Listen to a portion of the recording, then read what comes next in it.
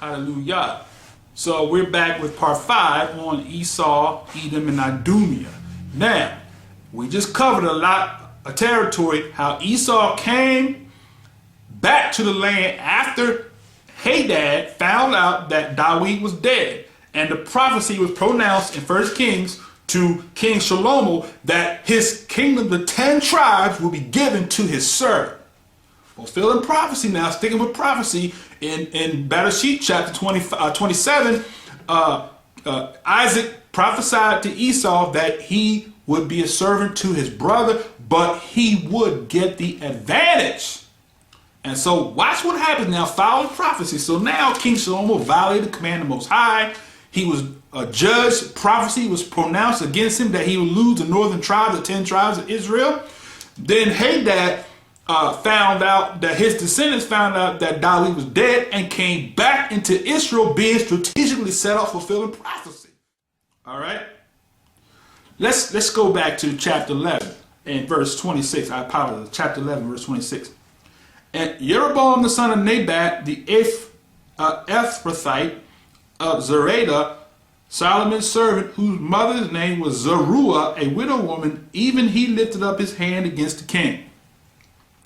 And that was a cause that he lifted up his hand against the king Shlomo and built Milo and repaired the breaches of the city of David, his father. And the man, Jeroboam, was a mighty man, a valor, and Shlomo, seeing the young man that he was industrious, he made him ruler over the charge of the house of Yosef. And it came to pass that Jeroboam went out of Jerusalem, that the prophet Ahiah the Shilonite found him in the way, and he had clad himself with a new garment, and they two were alone in the field. So Jeroboam was selected to rule the 10 tribes, the 10 northern tribes. Okay, now, chapter 12, verse 1 says, and Rehoboam went to Shechem, for all Israel were come to Shechem to make him king. Right? And it came to pass when Jeroboam, the son of Nebat, who was yet in Egypt, heard it. Watch this now. For he was fled from the presence of King Shlomo, and Jeroboam dwelt in Egypt. Watch this now. That they sent and called him, and Jeroboam and all the congregation of Israel came and spake unto Rehoboam, saying, Thy father made our yoke grievous. Now therefore make thou the grievous service of thy father and his heavy yoke which he put upon us lighter, and we will serve thee. Now watch this now.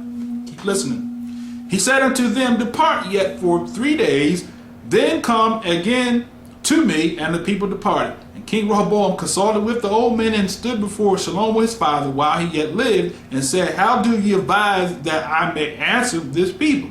And they spake unto him, saying, If thou wilt be a servant unto this people this day, and will serve them and answer them and speak good words to them, then they will be thy servants forever. Watch this now.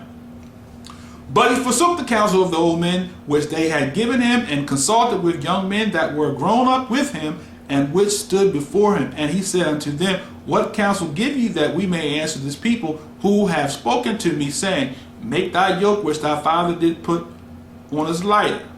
Now,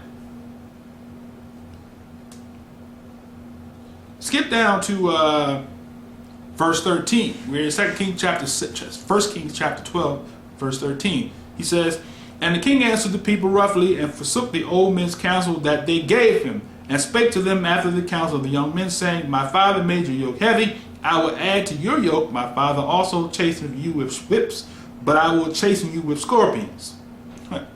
So he's telling them, Look, I'm going to wipe you out. Wow. Verse 16. So when all Israel saw that the king hearkened not to them, the people answered the king and said, What portion have we in David? Neither have we inheritance in the son of Yeshai. To your tents, O Israel. Now see to thine house, own house, David. So Israel departed unto their tents. Verse 17, here it is. But as for the children of Israel that dwell in the cities of Yehuda, Rehoboam reigned over them. The king Rehoboam sent Adoram, who was over the tribute, and all Israel stoned him with stones, that he died. Therefore King Rehoboam made speed to get him up to his chariots to flee to Jerusalem. So Israel rebelled against the house of David unto this day. And it came to pass when Israel heard that Jeroboam was come again, that they sent and called him unto the congregation and made him king over all Israel.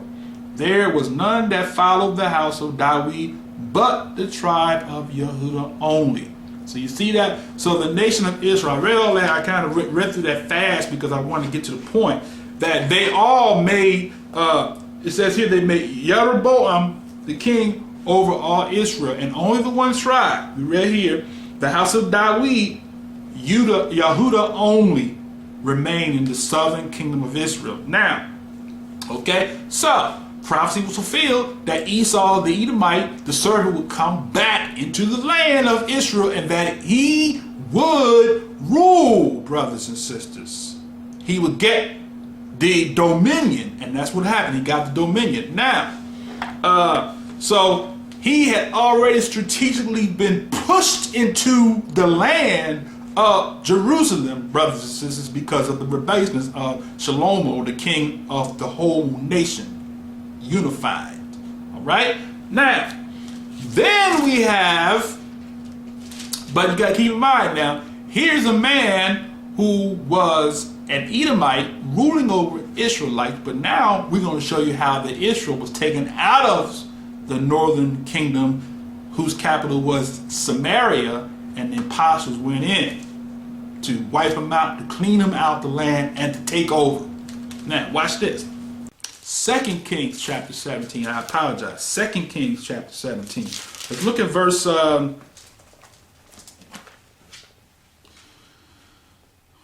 look at verse... we're going to be expeditiously in reading because there's a lot of reading here. Okay, look at verse 16.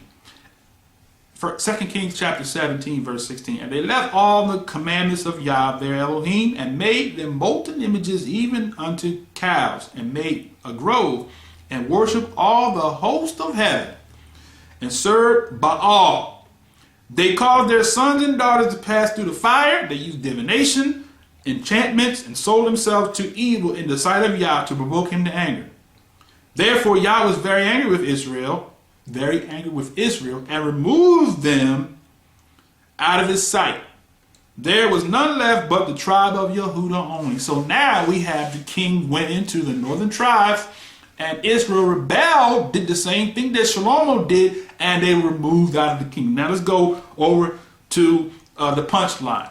Verse 24, chapter 2 Kings 17, verse 24.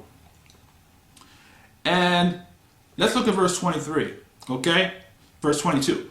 For the children of Israel walked in the sins of Jeroboam, and which he did, and departed not from them, until Yah removed Israel out of his sight, as he had said by all the servants and the prophets. So was Israel carried away out of their own land to Assyria this day. See that? So they were carried out of the land to Assyria this day. Now watch this now, verse 24. And the king of Assyria brought men from Babylon, from Cuthath, and from Ava, from Hamath, from Sepharvaim, that's the seafaring people, and placed them in the cities of Samaria instead of the children of Israel. And they possessed Samaria and dwelt in the cities thereof. And so it was the beginning of their dwellings there, that they feared not Yah. Therefore Yah sent among them, which slew some of them. Okay, now, so they went into the land after the king was taken over and the Edomite king was put there. And then also the nations of Israel was pushed out of the land, and the king of Assyria brought the apostles in, and they became known as Samaritans.